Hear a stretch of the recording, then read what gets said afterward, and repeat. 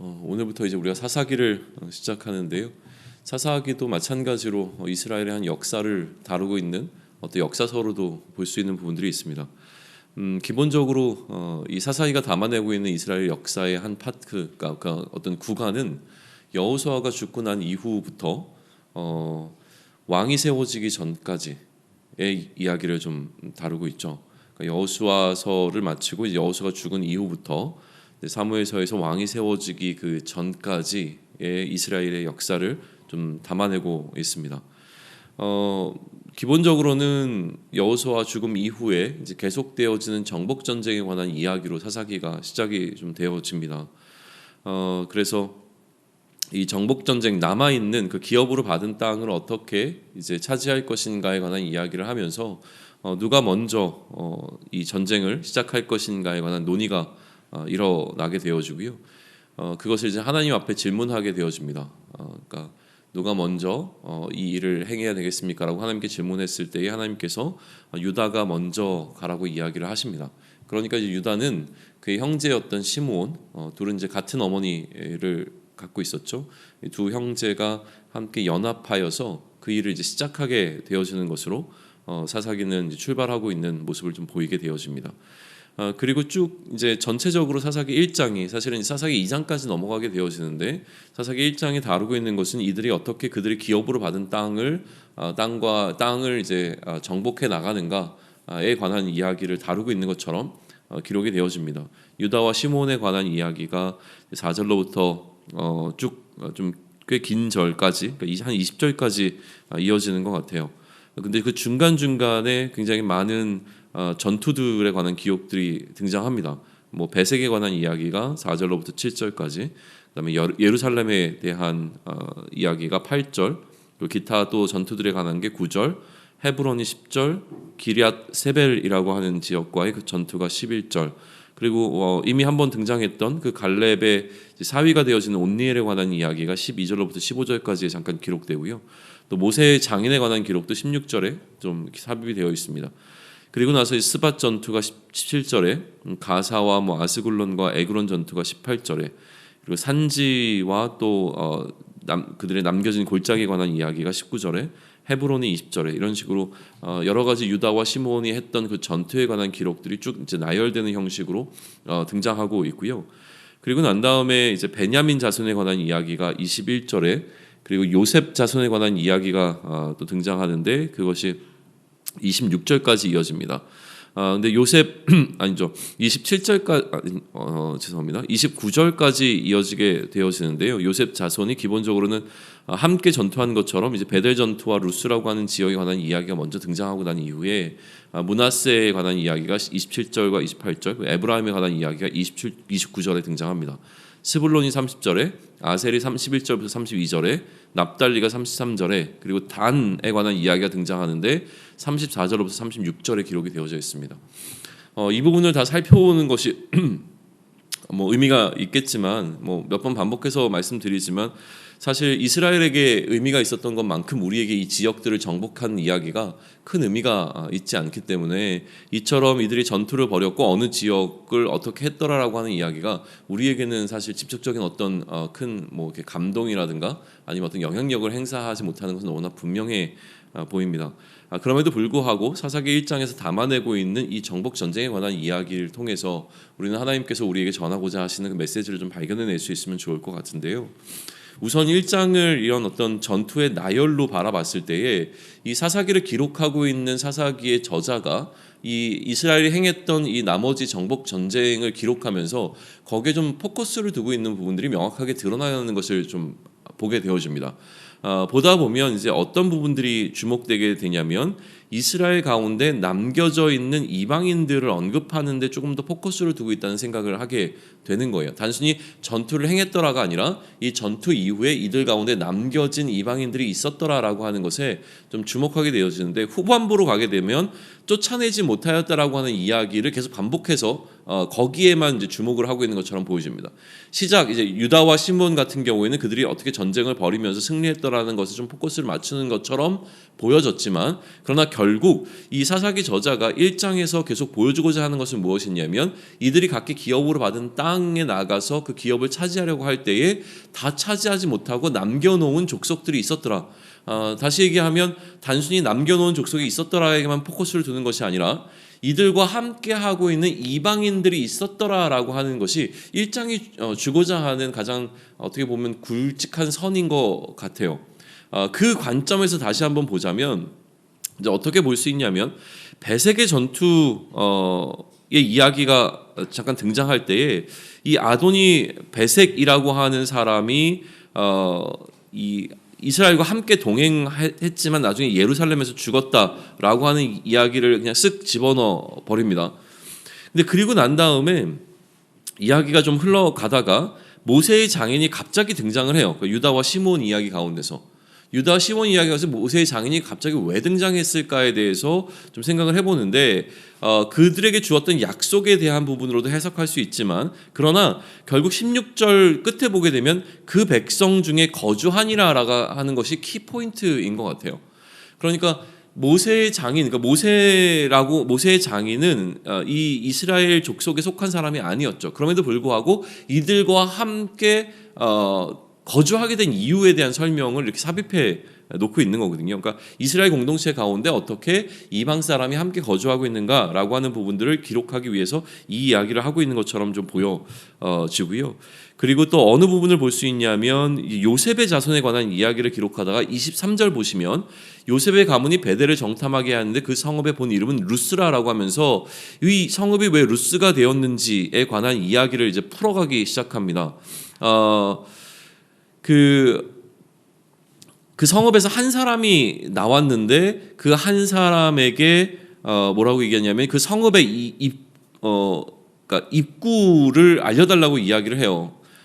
그랬더니 그 사람이 성읍의 입구를 알려줬고 그래서 그 가족들은 보존해 주었다라고 하는 이야기가 기록이 되면서 이 루스라는 성에 소위 얘기하면 이 정탐꾼을 도왔던 한 사람이 그들과 함께 거주하게 된 이야기를 하고 있죠. 마치 여리고를 점령했을 때 일어났던 사건과 굉장히 흡사한 방식으로 이것을 이제 풀어가고 있는 거죠. 그러니까 완전히 정복하고 그 땅에 있는 민족들을 다 내쫓았어야만 했는데 내쫓지 못하고 그들 가운데 머무르는 어떤 이유, 그러니까 함께 살아야 했던 이유들을 이런 식으로 설명해 나가고 있죠.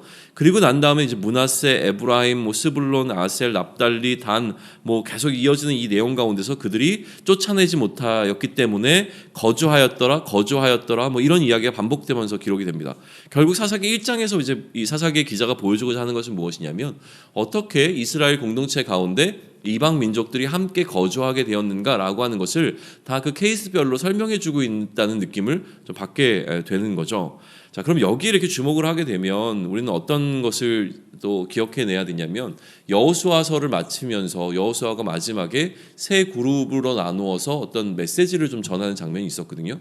첫 번째는 요단의 동쪽에 거하게 되어지는 지파들을 불러놓고 너희가 그곳에 거주할 때에 여전히 여호와를 섬겨야 된다는 이야기를 했어요. 그리고 여호와의 그 이스라엘의 그 공동체 핵심 리더들, 그러니까 지도자들을 모아놓고 리더십들에게 하나 이제 메시지를 전하면서 무슨 얘기를 했냐면 너희가 이 기업으로 받은 땅 가운데서 가나안 민족을 다 쫓아내야 된다라는 이야기를 했잖아요. 그리고 맨 마지막에 24장으로 가게 되어지면 이스라엘 전체를 다 모아놓고 너희가 그렇게 머물게 된 그 땅 가운데서 여호와만을 섬겨야 된다라는 메시지를 던지거든요. 그러니까 두 가지 핵심 메시지를 우리는 뽑을 수 있는 거예요. 너희가 받은 그 기업에서 가나안 민족을 완전히 다 쫓아내야 된다라고 하는 게 첫 번째, 이 여호수아가 그의 죽음을 앞두고서 이스라엘에게 주어진 숙제였어요. 두 번째는 뭐였죠? 그곳에 머물게 될 때에 다른 신을 섬기면 안 되고 여호와만을 섬겨야 된다라고 하는 것이 여호수아가 이 이스라엘 백성들에게 준 두 번째 숙제였던 것이죠. 이 두 가지가 굉장히 중요한 키 이슈가 되어서 여호수아의 죽음 이후에 이스라엘 백성들이 어떻게 살아갈 것인가에 대해 포커스를 맞춰주는 굉장히 중요한 이슈가 되죠. 그리고 우리는 이제 어떻게 24장을 마무리를 했었냐면 이제까지 하나님의 약속으로 끌고 왔던 흐름이 있었잖아요. 그러니까 하나님께서 가나안 땅이라고 하는 약속된 땅을 이스라엘에게 주겠다라고 약속하셨고 그 약속대로 지금 계속 흘러왔던 이 흐름이 약속이 성취되고 난 이후에는 하나님과의 언약을 더 어떻게 인간들이 신실하게 지킬 것이냐라고 하는 것. 다시 얘기하면 그 약속의 땅에 머물게 된 백성들이 이제는 하나님을 어떻게 온전히 섬길 것이냐라고 하는 국면으로 전환되는 전환점을 우리가 봤던 거죠. 이제 사사기를 보면서 우리가 계속 포커스를 맞춰야 되는 것은 무엇이냐면 이들이 정말로 하나님을 어떻게 섬기는가에 중점을 두고 봐야 하는 거잖아요. 섬김이 이제 여호수아의 죽음 이후에 그러한 섬김이 잘 됐어야만 하는데 문제가 되었다라고 하는 것을 사사기는 다루기 시작을 합니다. 오늘과 내일은 그 문제의 근원적인 원인이 되는 부분을 짚어주고 있는 건데 이들의 섬김이 왜 문제가 생겼는가, 그 원인이 무엇인가라고 하는 것을 사사기 기자는 어디로부터 출발을 하냐면 그들이 쫓아내지 않았던 이 민족들로부터 일어나게 되었다라고 하는 것을 강조하기 시작하는 거예요. 결국 쫓아내지 않은 민족들 때문에 그 민족이 섬겼던 신들을 이스라엘 백성들도 섬기기 시작했다라는 것으로 이야기를 끌고 가게 되는 것이죠. 그러면 이처럼 이스라엘 백성들의 이야기가 우리에게 메시지가 되어진다는 것은 그들의 이야기로 끝나지 않고 이 이야기가 오늘 우리 앞에 놓여 있는 이유가 있는 거죠. 뭐냐면 우리도 그들과 동일한 실수를 범할 수 있고 우리도 그들과 동일한 잘못을 범할 수밖에 없는 똑같은 연약한 인간이라고 하는 그 출발선상에 놓여 있다라고 하는 것을 통해서 오늘 이 사사기의 1장을 묵상하실 것을 제안을 드리는 거예요. 그들의 이야기가 나의 이야기가 되어야 되는데 오늘 그들이 왜 이 가나안 민족을 쫓아내지 않았는가라고 하는 다양한 이유들 가운데서 우리는 뭘 발견할 수 있냐면 이들 가운데 들어있는 어떤 자신감들을 좀 볼 수 있는 부분들이 있어요. 뭐냐면 결국 이들을 쫓아내지 않았던 이유 중에 하나는 이들에게 노역을 맡기고자 했던 어떤 부분들이거든요. 나름대로 이들은 하나님을 섬기는 것에 자신이 있었던 것 같아요. 그러니까 이들이 그들과 함께 머물러 있는다고 하더라도 이방 민족들이 그들과 함께 머물러 있는다고 하더라도 그들은 여전히 하나님을 잘 섬길 수 있고 오히려 이 이방 민족들을 통하여서 자신들이 유익을 얻을 수 있다라고 하는 그들만의 판단이 있었던 것으로 보인다는 거예요. 그러다 보니까 그들과 함께 결국은 한 공동체를 이루게 되었는데 그러면서 나오게 되는 문제점들이 이제 발생하게 되는 거죠. 그리스도의 질서를 따르는 것을 우리는 섬김이라고 한번 생각해 보면 좋을 것 같아요.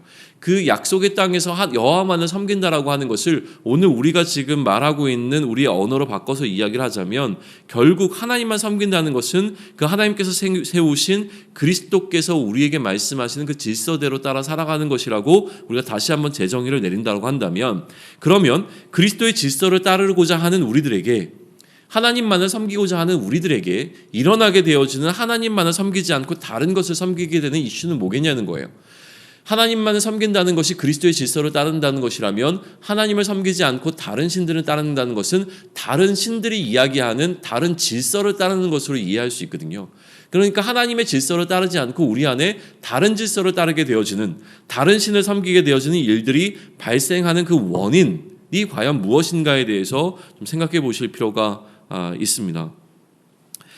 그러니까 나에게 남겨놓은 세상에 어떤 것들이 있다라고 한다면 그것이 세상적 가치이든 세상적 즐거움이든 내가 어느 정도 하나님을 섬기면서 그러한 것들을 컨트롤할 수 있다라고 생각해서 여전히 내가 가지고 있는 어떤 것이 내 안에 존재한다고 한다면 결국 그것이 나중에는 내가 가지고 있는 것으로 멈추게 하는 것이 아니라 이것 때문에 하나님을 섬기는 것에 문제가 발생할 수 있는 요인이 되어진다라고 하는 사실을 오늘 우리는 사사기 1장을 통해서 한번 생각해 볼 필요가 있습니다. 예를 들면 이런 거죠. 물질 같은 거일 거예요. 물질이 우리에게 있을 때 우리는 얼마든지 내게 있는 이 물질을 컨트롤해낼 수 있다라고 하는 자신감이 사실은 있을 수 있습니다. 이 물질이라고 하는 것 자체가 나쁜 것이 아니고 문제가 되는 것이 아니라 내가 이것을 얼마든지 유용하게 사용할 수만 있다면, 그렇다면 이 물질을 어느 정도 내 안에 내가 품을 수 있을 거야 라는 생각을 하게 되어지죠. 그리고 이런 생각도 할 수 있습니다. 물질이 있으면 하나님을 섬기는데 훨씬 더 유익한 툴로 사용할 수 있으니까, 그러니까 내가 좀 가지고 있으면 어때? 라는 생각을 좀 하게 되어지죠. 그러나 이제 문제는 무엇이냐면 이 물질 때문에 하나님을 섬기는 것에 문제가 발생하는 일이 우리 가운데 일어날 수 있다라고 하는 이 경고이죠. 세상의 질서를 따르게 됩니다. 왜냐하면 물질을 더 많이 갖게 되어질 때에 이 물질을 어떻게 하면 더 많이 갖는가에 대한 지혜가 세상 속에 있어 보이거든요. 이스라엘 백성들이 그들이 농경 문화에 이제 시작을 하게 되어지면서 더 많은 풍요로운 농작을 하기 위해서는 그 땅에 있었던 가나안 민족이 갖고 있는 그 지혜들을 가지고 와야 될 필요성을 느꼈던 것과 마찬가지로 우리 또한 그러한 방식으로 세상의 질서를 어느 정도 우리 삶 가운데로 끌고 들어오는 일들이 발생할 수 있게 되어지는데, 그렇게 끌고 들어온 것 자체가 문제가 되는 것이 아니라 끌고 들어왔을 때 그것 때문에 우리는 하나님을 섬기는 그 그리스도의 질서를 하지 못하게 되는, 포기하게 되는 일이 발생할 수 있다라고 하는 그 경고의 메시지를 오늘 사사기 1장을 통하여서 또 2장을 통하여서 우리가 받아들일 수 있기를 좀 원합니다. 그러므로 우리는 좀 긴장할 필요가 있는 것 같아요. 명령을 따르지 않을 때에 일어날 수 있는 일들이 반드시 있습니다. 우리는 그것이 우리 눈앞에 펼쳐지고 우리가 경험한 것이 아니기 때문에 사실은 좀 쉽게 여기는 경향이 있지만, 한번 이렇게 단순하게 생각해 보시면 좋을 것 같아요. 명령을 주셨다면 명령을 주신 이유가 분명히 존재합니다.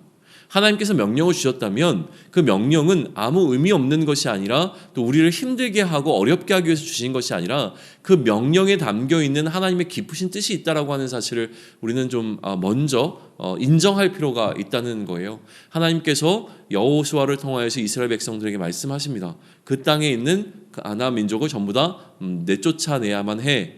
그렇다면 그들이 어떠한 세상의 질서를 가지고 가나안 민족이 우리와 함께 사는 것이 오히려 우리에게 유익이 될 수도 있어라는 판단을 하기 전에, 하나님께서 그들을 전부 다 내쫓아야 된다라고 말씀하셨다면 그 안에 담겨있는 분명한 본질적인 하나님의 깊으신 뜻이 있다라고 하는 것을 우리가 이해해야 되는 것과 마찬가지로, 오늘 우리 삶에 주어지게 되는 하나님의 말씀 앞에 우리는 조금 더 원색적으로 순종해야 될 필요가 있지 않을까라는 생각을 합니다.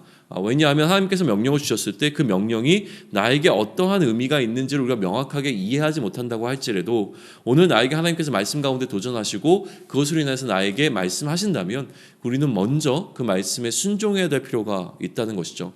이해되지 않아도 하나님께서 나에게 그 명령을 주셨다면 그 명령에 담겨있는 깊으신 하나님의 뜻이 있다고 하는 사실을 기억하고, 내가 감히 이 상황을 컨트롤해낼 수 있는 능력이 있다라고 하는 것으로 교만해지기보다 먼저 하나님 앞에 순종하며 하나님의 명령 앞에 단순하게 복종할 수 있는 그러한 오늘이 될 수 있기를 소망합니다. 그러한 날들이 쌓여 하나님을 더 이해해 나갈 수 있기를 원하고요. 그것으로 인하여서 실패함을 따라 우리가 하나님을 섬기는 것에 문제가 생기지 않을 수 있는 그러한 하루하루가 쌓여 올해가 될 수 있기를 소망을 합니다. 그러한 삶을 사는 저와 여러분이 되기를 축원합니다. 아멘.